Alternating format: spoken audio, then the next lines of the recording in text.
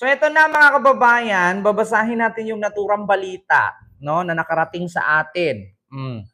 At ito nga ang kumakalat yan. Hindi ko naman sinabing tumakas na si Digong, kaya nga may question mark eh. Si Digong tumakas na papuntang China? Question mark. Punta yang North Korea o China, sabi ni Joriel. So ito na nga mga kababayan, no? Ito basahin ko lang ha. Ito. Tatay Digong iniwan ang DDS or Tatay Digong bakit biglang umalis ng bansa? Oo, ito na. Babasahin na natin mga kababayan.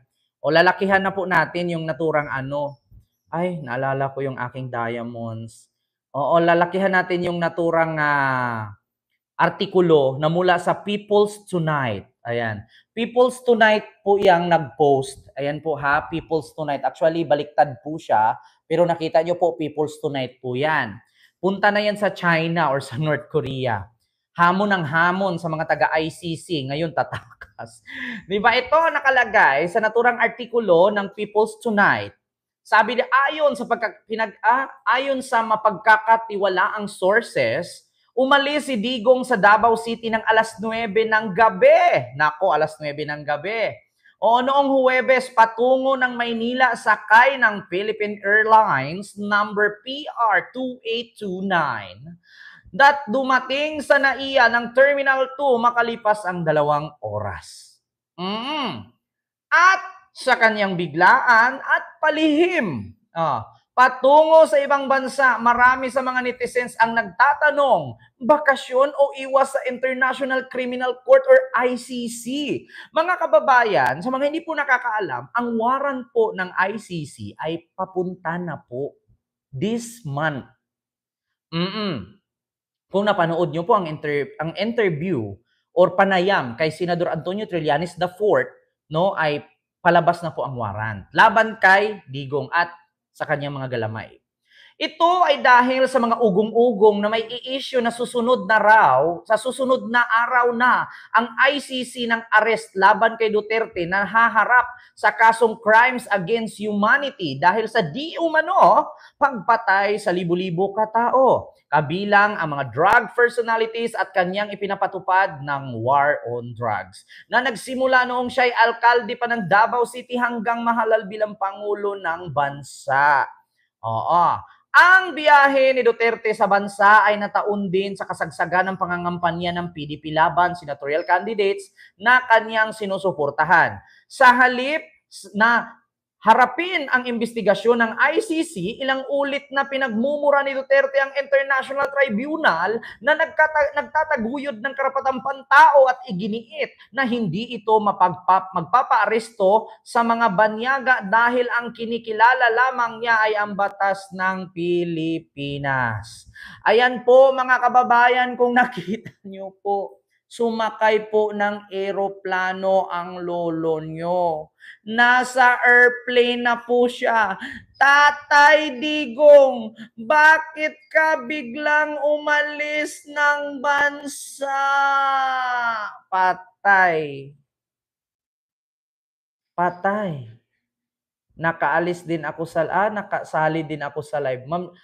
Gianni Barlow, may galab shout. Good news niyan, magpalitsyon daw ang kasama ko sa work. Sabi ni Ma'am Suzuki PV. Nako, 83 likes watching from Taguig. Ma'am Lilia Ribostes, may galab shout dyan sa Taguig. Nako, kung nakita nyo naman. At ito na nga mga kababayan. Ito kasi post ng Facebook to ng People's Tonight. So babasahin natin yung comment. Hindi lang yung comment nyo dyan, may comment din kasi dito. Una, hindi comment nakita ko. Masarap na katawan ang nakita ko. Ay, Diyos mio Marimar. Ito na nga. Sabi dito ni Fatima Winnie Corbito Corpus. Ang haba ng pangalan. Tapos isa lang naman ang sagot. DDS yan. Fake news ang source mo, People's Tonight. Kaya nawawala ng gana sa media ang karamihan dahil sa ganitong balita. Inggit lang kayo kasi bibisitahin kami ni PRRD dito sa Hong Kong. Ay, Diyos mio Marimar. Ito na nga sinasabi ko sa inyo eh. Alam niyo yung mga ganitong style na bibisitahin tapos pagpasok ng ICC wala nang uwian. Ganyan ginawa ni Roque. Diba? Tumakas, natakot sa ICC, sabi ni Joyce de la Cruz. Ito naman sabi ni Paul Asusi.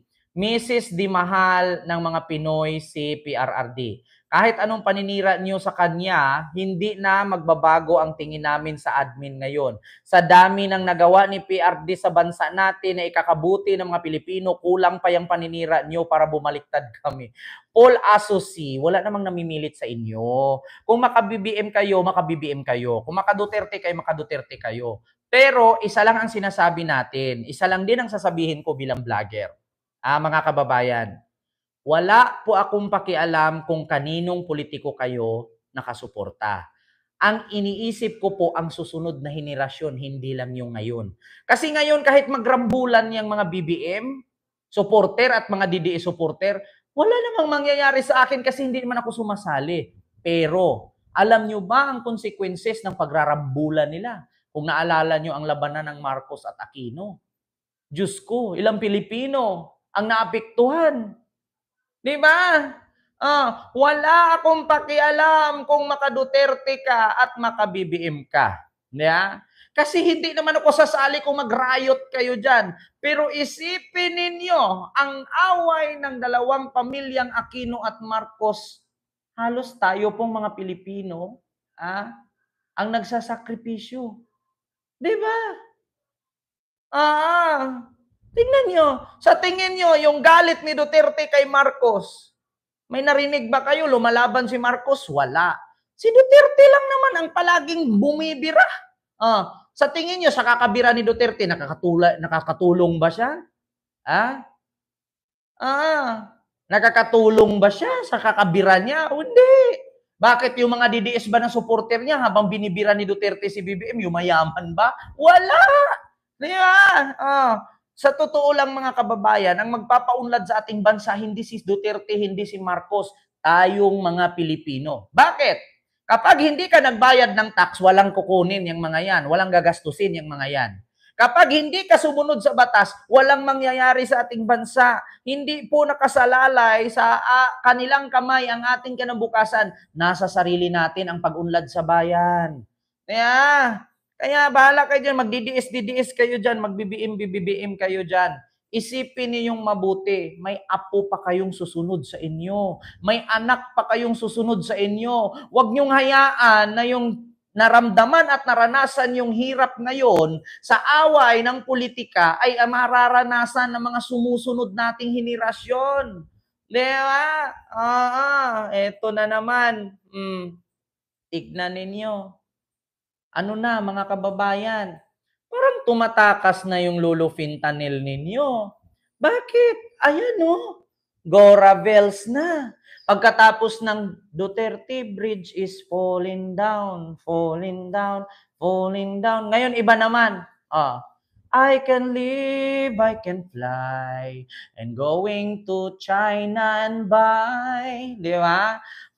Jorin TV, may galab dyan sa Amerika.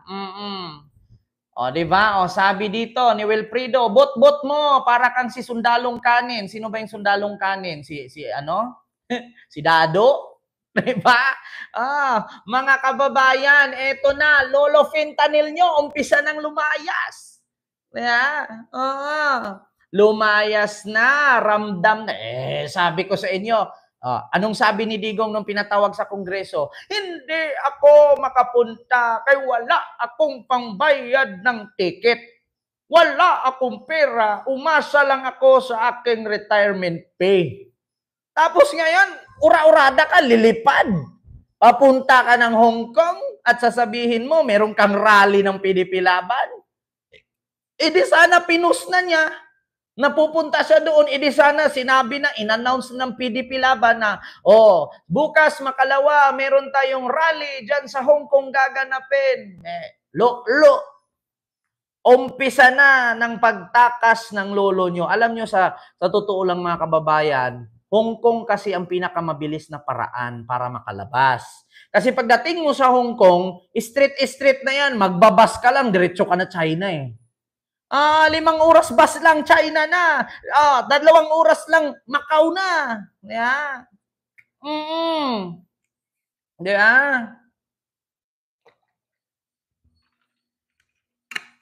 Di ba? Mga kababayan, Di ba? Oh, ayan na, sabi ni Larry. Ha, ha, ha, yan na. Lahat ng vlogger ng komunista nagtulungan na at bayan. Di ba?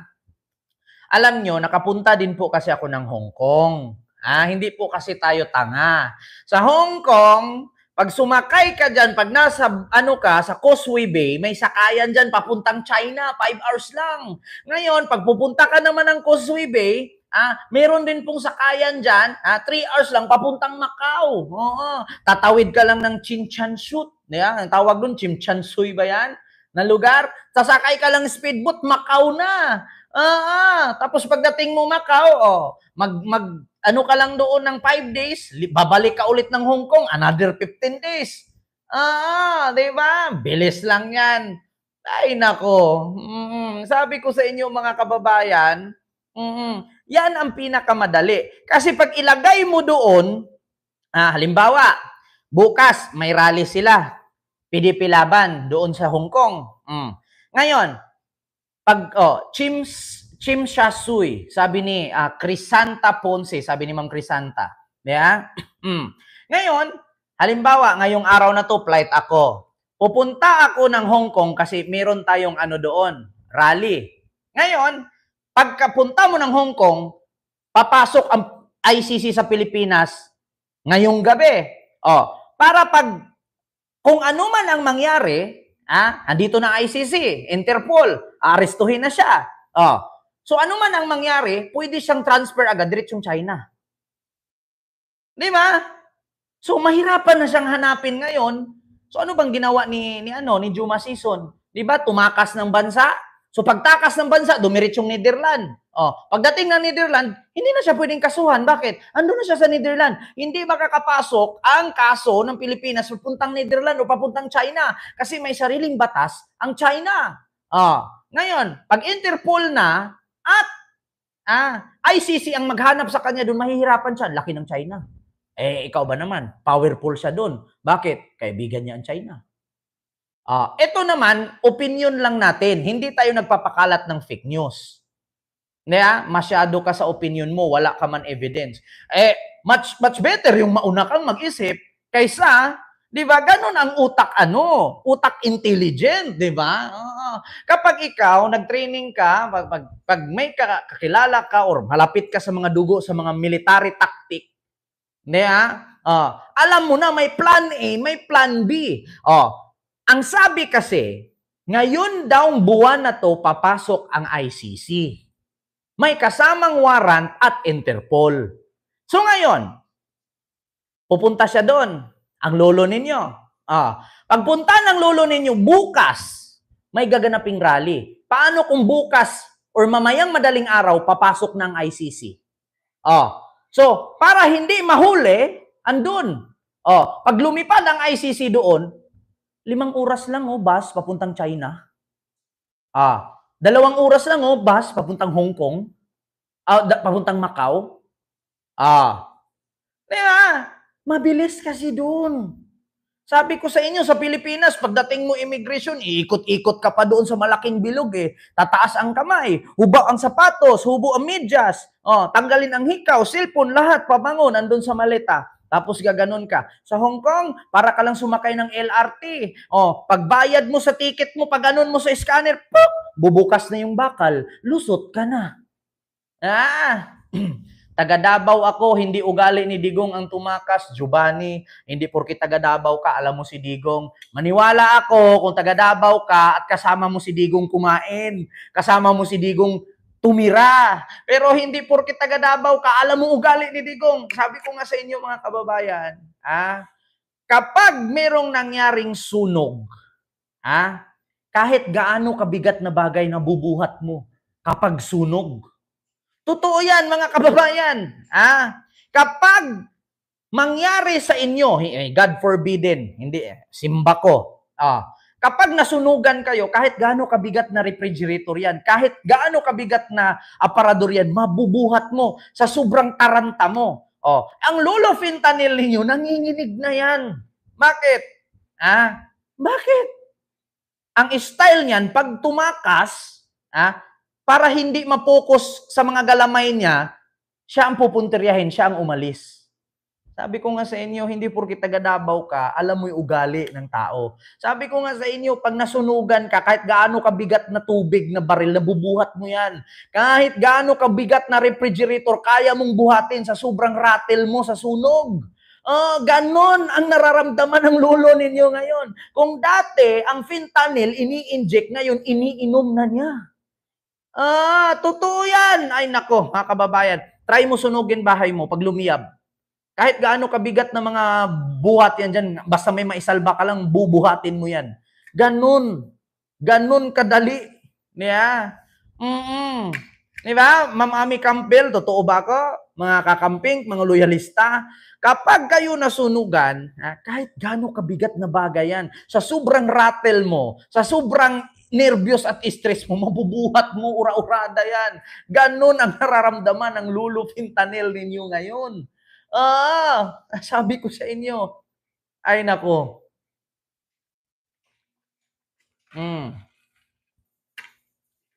Sabi naman niya, sino yung nagsabi?